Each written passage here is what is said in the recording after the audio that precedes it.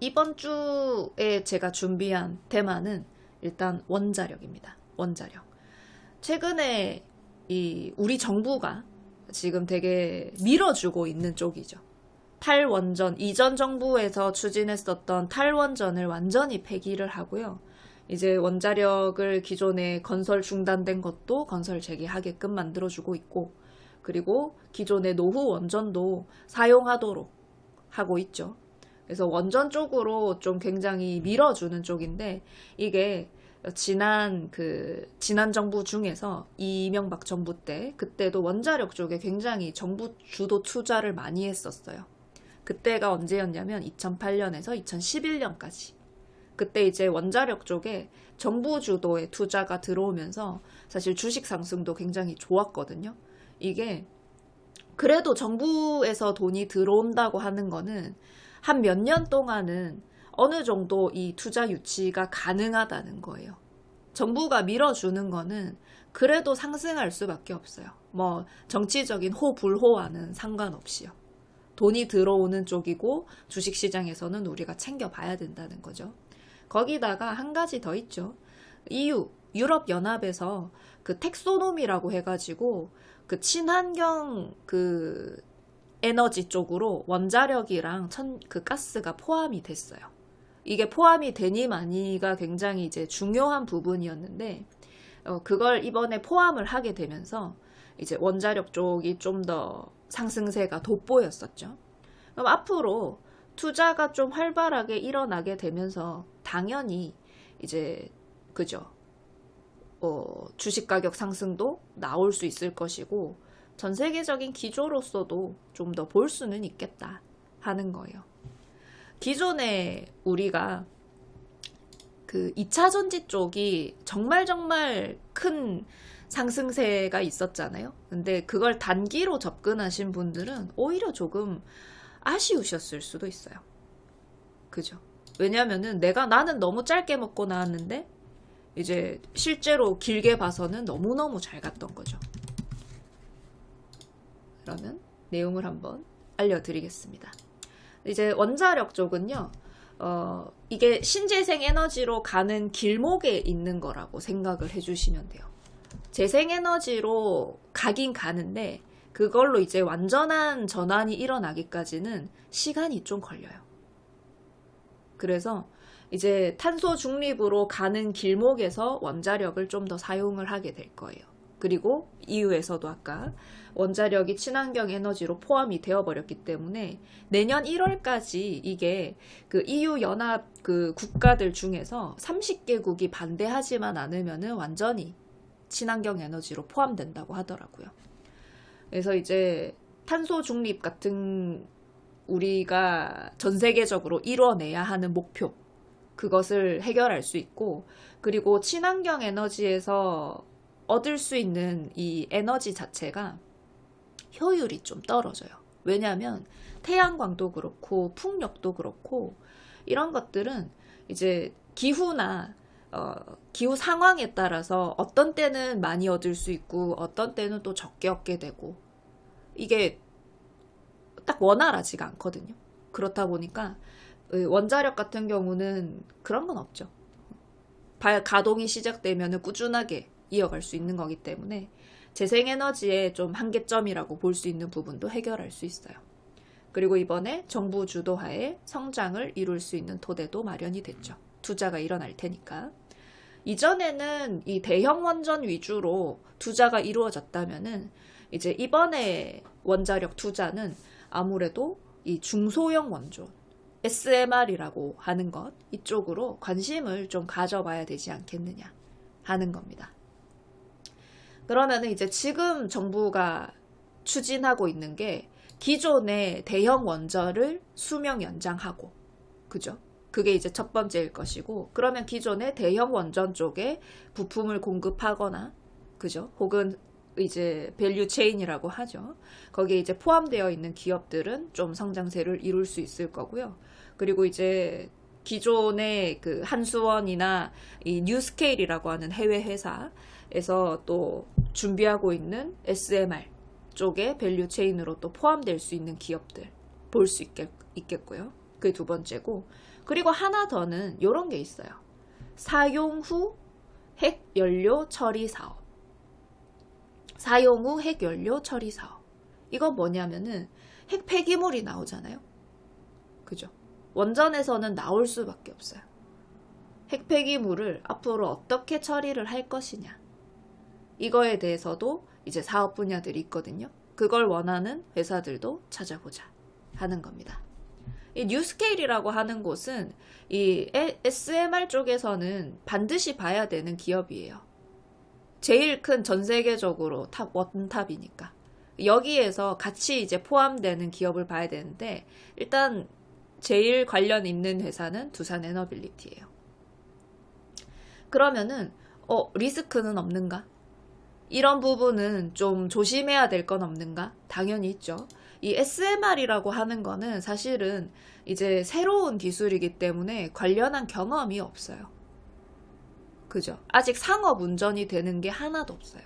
그렇다 보니까 이 새로운 기술에 대한 검증이 아직 되지 않았고, 그리고 이제 관련한 경험도 아직은 부족해요. 완전히 SMR이 상업적으로 성행을 하려면은 좀 기다려야 돼요. 상업 운전이 실시되기까지는 2030년 이후가 될 거라고 하더라고요. SMR은 좀 더 뒤에 장기로 봐야 되는 과제고요. 이제 SMR의 장점은 대량 생산이거든요. 대량 생산. 이제 민간 기업에서도 투자가 될 수 있는데 아직 좀 검증이나 실제 상업 운전이 되지 않았기 때문에 올 수 있는 좀 불안한 요소들이 있고요. 그리고 이 원전 자체에 대한 불신이 있어요. 그죠? 원전 사고가 있었잖아요.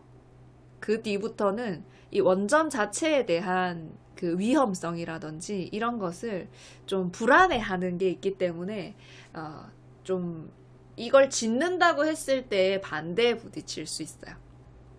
그죠? 방사능 같은 거라든지 이런 것들은 리스크가 될 수 있습니다. 그러면은 제가 픽해온 종목은 도대체 무엇이냐? 사실 두산 에너빌리티는 아니에요. 저는 BHI랑 우진을 생각하고 있어요. 그 중에서 이제 BHI 같은 경우는 제가 좀 더 괜찮다고 생각하는 이유가 있어요. 바로 그 사용 후 핵연료 처리 기술을 가지고 있어요. 얘네가. 핵 폐기물이 나올 때 그거를 이제 처리할 수 있는 기술을 보유하고 있기 때문에 그런 쪽에서는 좀 더 이 시장을 선점하고 있지 않는가. 그리고 이제 한수원, 한국수외력 원자력, 그리고 뉴스케일, 아까 뉴스케일이라고 하는 회사 언급해드렸죠. 거기가 고객사로 두고 있대요.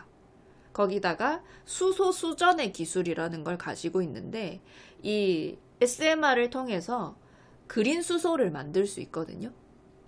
청정 수소라고 하죠. 결국은 수소 쪽으로 가야만 해요. 우리가 가는 게 완전한 깨끗한 에너지가 되기 때문에 이제 이 SMR을 통해서 청정수소를 만들 수 있고 그거를 이제 이 BHI라고 하는 회사가 가지고 있는 기술 중 하나입니다. 그리고 지금 현재는 LNG 발전소에 그 공급하고 있는 제품이 있는데 이 HRSG라고 하는 것이고요. 이제 이 증기를 통해서 열을 통해서 또 에너지를 만들어내는 그런 시스템입니다. 그쪽에서는 또 글로벌 점유율 1위고 이제 LNG 발전도 지금 아까 EU 텍소노미에 가스도 친환경 에너지로 포함이 됐기 때문에 LNG 발전소도 성장 가능성이 있거든요. 이쪽으로도 이제 함께 엮일 수 있겠다. 반드시 원전만 테마로 엮인 것은 아니다 하는 겁니다. 그래서 이제 BHI를 봤고 사실 이번에 이 BHI가 잘 올랐어요. 제가 이 차트를 캡처하고 난 이후에도 BHI가 사실 잘 올라서 이미 좀 시세가 난 게 아닌가? 라고 생각하실 수 있는데, 저는 사실 원자력 쪽은 그 정부 투자가 이루어지는 동안에는 좀 추가적인 상승이 나올 수 있다고 생각해요. 단기로만 볼 게 아니라 좀만 더 길게 봐도 되지 않을까? 하는 생각으로 이 테마를 설정을 한 거고요. 이제 이미 주요 자리를 좀 돌파를 했기 때문에 이평선에서 지지가 되는지 혹시나 눌림이 나오더라도 그리고 이제 주요 지지 자리들을 잘 지킬 수 있는지 그런 것들을 볼 거고요. 지금 6660번을 뚫었기 때문에 오히려 여기가 좀 강력한 지지가 될 수 있지 않을까라는 생각도 가지고 있습니다. 그래서 이제 이평선에 지지되면서 주봉상 흐름 지킬 수 있으면은 잘 상승할 수 있을 것으로 생각합니다. 이게 이제 제가 생각한 가장 괜찮았던 종목이고요. 그 다음은 우진입니다. 우진은 계측기를 만드는 회사예요. 그래서 원자력에서 필수적인 그 제어봉 위치랑 냉각제 수위를 계측하는 요 제품을 만들고요. 이번에 그 대형 원전이 다시 그 가동, 그 건설 재개가 되고, 그리고 노후 원전 계속 쓸 것이고, 그쪽으로 매출이 좀 늘어날 수 있을 것이다 하는 기대감이 있고요. 그리고 계측기라는 게 원전에서만 쓰는 게 아니거든요. 좀 더 다양한 산업군으로도 발전 가능하기 때문에 꼭 원전으로만 볼 필요는 없다. 지금은 원전 태화로 엮여 있지만, 그래서 좀 더 뭐 반도체 쪽이나 이런 쪽으로 사업을 확장할 수 있다면 더 긍정적으로 볼 수 있지 않겠는가 하는 생각도 듭니다. 이제 차트상으로서는 사실 우진 쪽이 약간 눌림목 매수하기에는 좀 괜찮아 보이는 차트를 가지고 있어요. BHI는 아까 이미 좀 상승을 더 많이 한 것으로 보여지고, 우진은 이번에 시장 하락하면서 좀 눌림이 나왔거든요. 그래서 여기서 이제 반등할 수 있으면은 좀 더 좋은 자리에 매수할 수 있겠다 싶은 모양의 차트이고요. 지지 자리는 뭐 주봉 차트상 122평선 같은 거 있을 것이고, 1350원 괜찮습니다. 그리고 이제 저항이 12350원에 있어서 여기 자리를 뚫어야 또 기존의 고점까지도 도달할 수 있을 거예요. 그래서 저항이 아직 있기 때문에 저기 잘 뚫는지 봐야 돼요. 그리고 이제 저점을 점점 높여가고 있는 모습이라서 차트 자체는 여러분들이 우진을 좀 더 선호하지 않을까 생각하고 있습니다. 그래서 이제 오늘은 사실 요 두 가지 종목만 제가 픽을 했어요. 정말 많은 종목들이 있어요. 진짜 종목 많은데 그 중에서도 사실 여러분들 좀 픽해야 되는 것들이 있잖아요. 다 살 수는 없잖아요. 그래서 요거 두 가지를 제가 좀 선호주로 한번 가져와 봤고, 이제 여러분들도 원전 테마 한번 생각해 보시고 관심 종목에 넣어둬 보세요. 앞으로 어떤 식으로 가는지 한번 같이 체크해 보면 되죠. 그래서 이 자료 같은 경우는 여러분들 뭐 자유롭게 활용하시되, 이 주식이 사실 상승이 되든 하락이 되든 이거는 미래에 돼야 알 수 있는 거죠. 그죠? 여기가 저점이었는지 혹은 좋은 상승이 나왔는지. 그래서 시장 상황 보면서 접근해야 돼요. 항상 제가 강조하는 거 있죠. 분할로 접근을 해라. 아무리 유망한 종목이라도 눌렸다 갈 수 있고 하락도 나올 수 있다. 시장 상황에 대해서 우리가 좀 더 확인하면서 분할로 항상 접근을 하자. 대신에 장기로도 볼만한 테마라고 생각해서 가져와 봤습니다. 요거는 제가 항상 이렇게 어떻게 사용을 할지 설명을 해드리니까요. 그걸 보면서 이제 활용을 해보시면 되고, 무조건적인 매수나 절대 몰빵은 하시면 안 됩니다. 주식 대응 항상 조심해서 합시다. 오늘도 들어주셔서 감사합니다.